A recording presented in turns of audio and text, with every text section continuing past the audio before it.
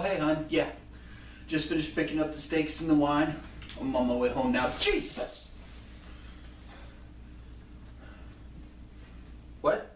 Oh, no. No, I'm fine. Just, player almost, ran into me. Dude! Come on! I am following the rules of the road. I am driving down the exact same way everybody else is. Get with the program, dick.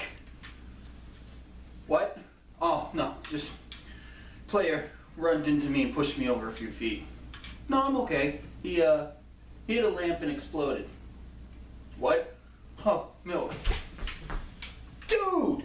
Come on! I saw the guy with the bomb in his car that you were after go down that road over there, not this road, okay? Just go! Thank you! I really hope the player beats this level soon. If the player beats this level, what happens to me? Dude!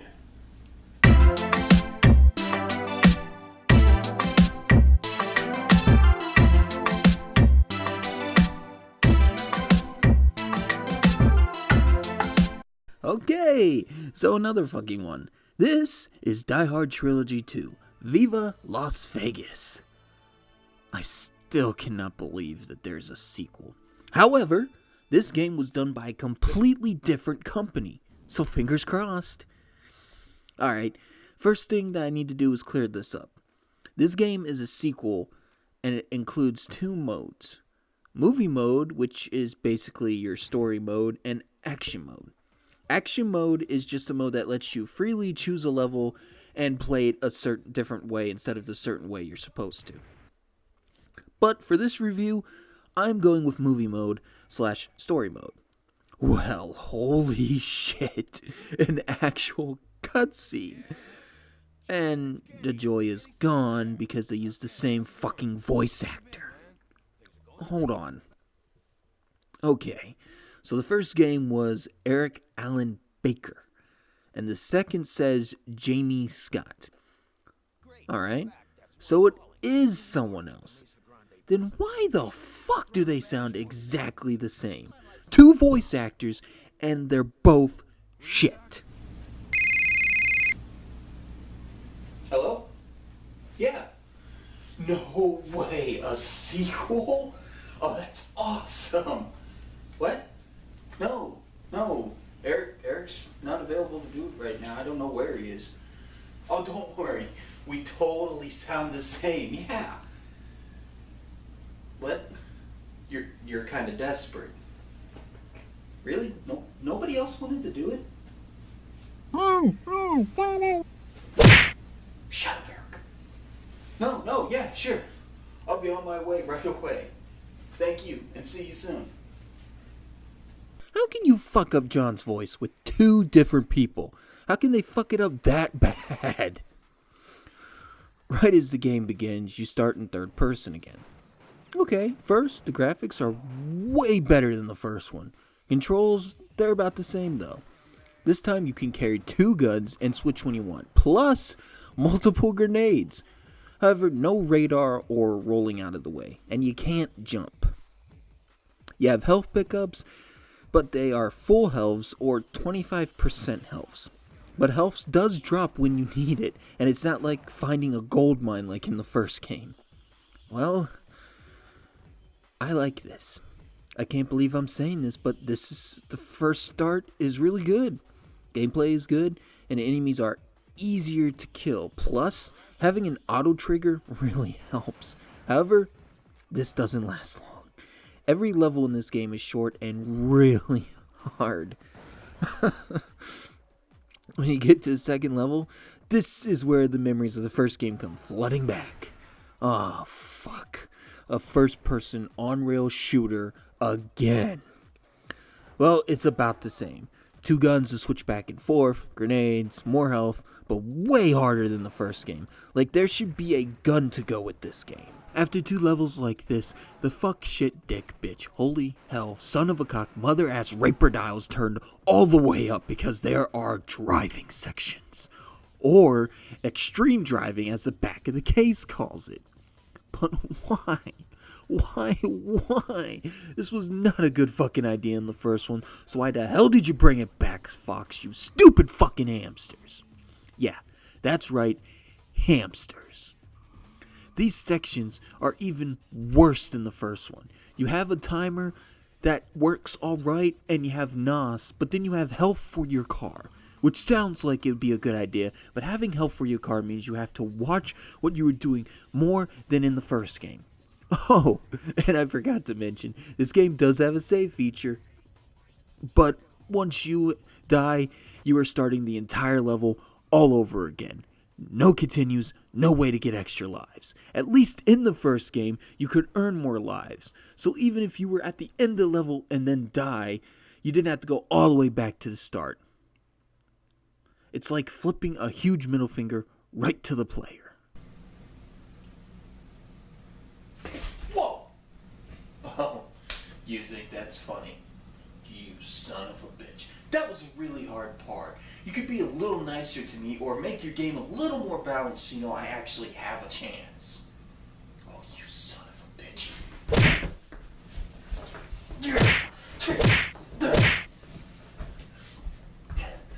Yeah, how do you like that, you piece of shit?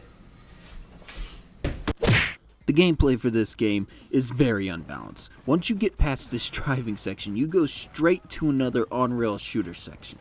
Instead of following a formula for this game, the gameplay sections for story mode are all mixed up with no pattern whatsoever.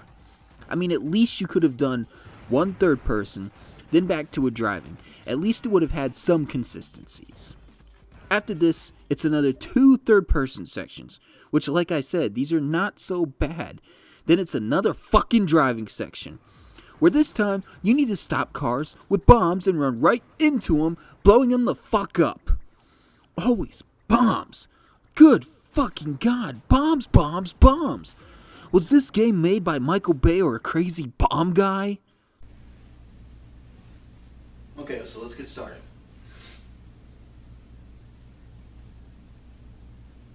That's great, but once you make him carrying bombs that he has to take to other places and place other places. Got it?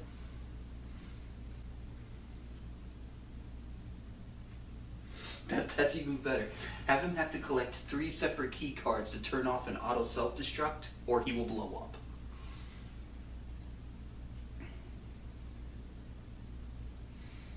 Oh, that's perfect. Make him carrying a bomb that he has to get out of the dam before it blows up and kills everybody.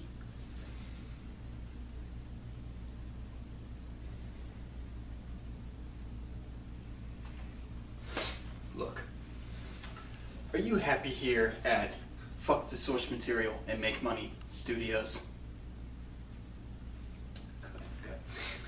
Then shut the hell up and do what you're fucking told. And if I tell you to put bombs in every fucking level, then you shut the hell up and you put bombs in every fucking level. That might be a dramatization, but I'm 99% sure that's exactly how it happened. I think the most hated part of this game is this part right here. And surprise, surprise, it's another fucking driving level. You start off by driving down an area and you are told to outrun the truck. But no matter how many times you try, the tiny car is just too fucking fast. I did this section so many times. What the screen on text should have had said was this. Make sure your slow ass gets all the NOS in this area and you use it immediately, or else this tiny piece of shit car will pass you and you will blow up. Then sharks with lasers will appear, along with lava and exploding hamsters. However, this is just the beginning of this shit-a-thon. After this, you enter your next area. This area has time bonuses that count for 10 seconds each. But this area also has turns that will fuck you over and waste time. If this happens, just restart. But that also means you have to do the outrun the truck again. So pick your poison.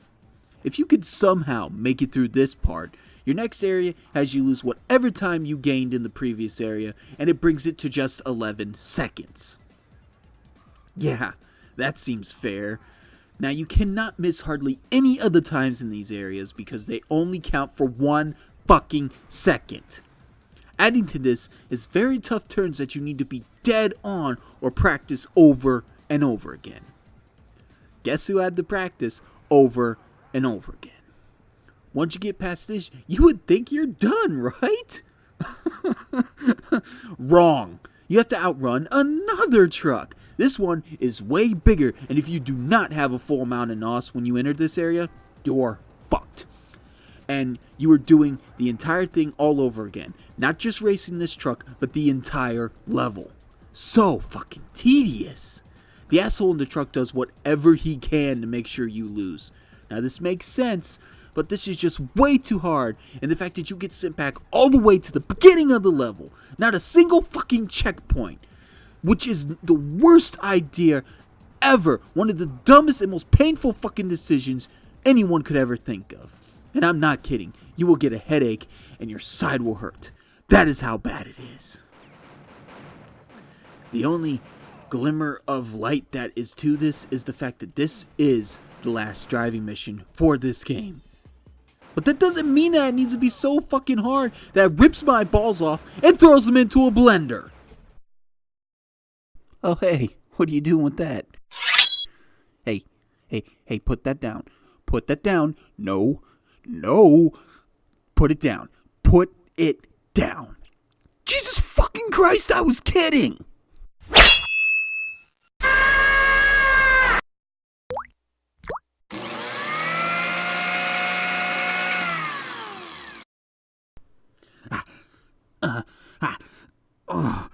Oh, jeez. Okay. Back to the review. Another thing I need to mention is the cutscenes. Most of them are very brief, and that makes it really hard to follow the story. Jesus. I mean, look at this cutscene. Now don't blink or you'll miss it. Did you see it? Holy fucking shit. What was the point in that? I mean, seriously. All you see after you beat the previous level is the fucking arrow light up and the elevator door open. And not the whole elevator, just the top of it. How does this contribute to the story in any way? I mean, good God, it's ridiculous. I mean, think about this. This game had people that programmed character models, levels, cutscenes, gameplay, and story. However, there was this one programmer that had the difficult task of programming a button lighting up in the top of a fucking elevator door opening. So how's it going? Great, just having a little trouble. Oh, come on. You could tell me. Well, I got the elevator door opening, but I can't get the light to light up. It's okay. You want to know a secret? If you don't get that light to light the fuck up, how are the players going to know what's going on in the story? Well, exactly. So get your ass moving, get that fucking light to light the fuck up. You'll be finding yourself out on the fucking street. Okay? Yes, sir. Good. Oh, you know I'm only hard on you because I care, right? Yes. Right. You got 2 hours left. Okay, I feel better. Back from the hospital, got all stitched up. Unfortunately, there isn't a real big market value out there for human balls, not even on the black market, so I got Moose's balls. Anyway, after another ridiculous first-person section, you get to more third-person levels. The second one of these levels, it seems like it is the very end. It's very short, and the boss is fucking hard. The only way to beat him is to, well, spam the firing button using a machine gun and walking backwards to kill him. No good strategy or large area to work with. That is a really shitty way to do a level. It seems a lot tougher, but in reality, it's just way easier than the entire game. Now, I really didn't talk about the bosses that much, and as well, they're really nothing special. There is nothing that makes each one unique. There's just there so they can really be forgotten. After this, you go to your last 2 levels of the game, and for some reason, they're in first person and are the hardest levels of the entire game. So bad that they can't even come up with anything new. And one of the mini bosses is a fucking helicopter that you need to shoot its missiles before they blow you up. What do you get after this tough fight? Why, only 25%, and you were almost dead. You finally make it to the boss. It plays out like a game of fucking whack-a-mole. He pops up on one side randomly and shoots you. You only get a millisecond to react. We are not Billy the fucking Kid, game. Jesus. After this, you can get another 25% health. Woohoo! Then you need to play another game of whack-a-mole. If you can make it through this, you get the ending. Let's see.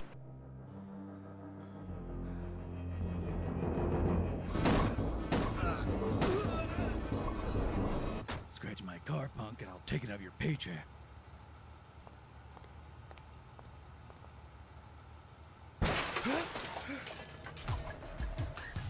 Vegas, what a town.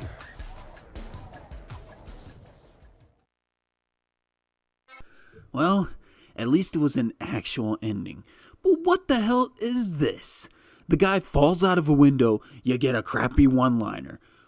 Good God, the game is so bad, and if you were just going to do this, then you really should have just went all the way out there, full-on crazy for the ending. Yes. Hell of a city.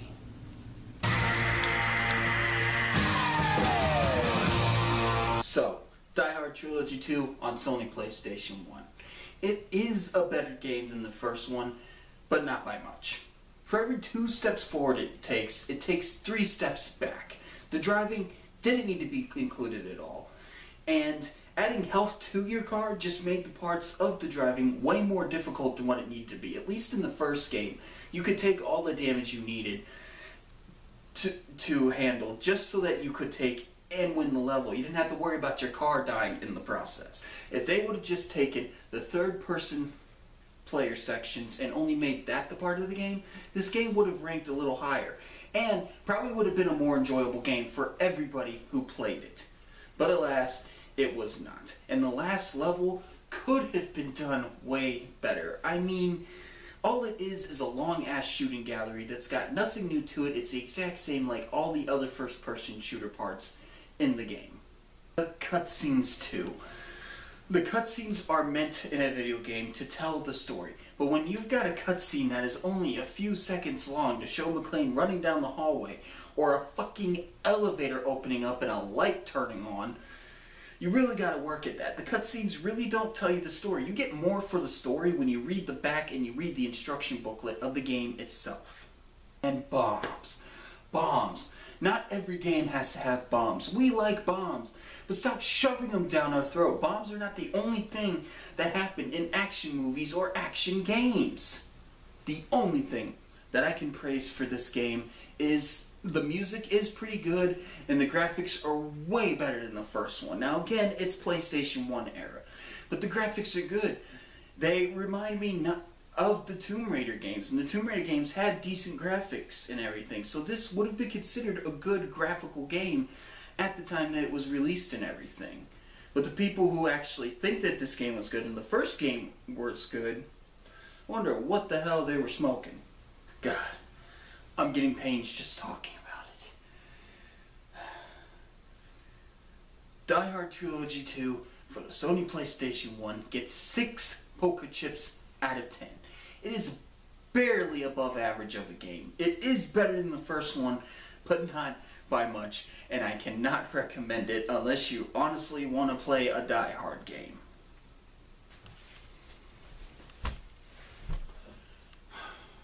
Are there no good Die Hard games out there? Ow!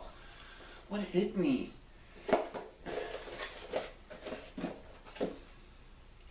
Die Hard Vendetta for the Nintendo GameCube.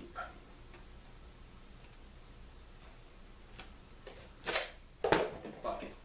What's one more?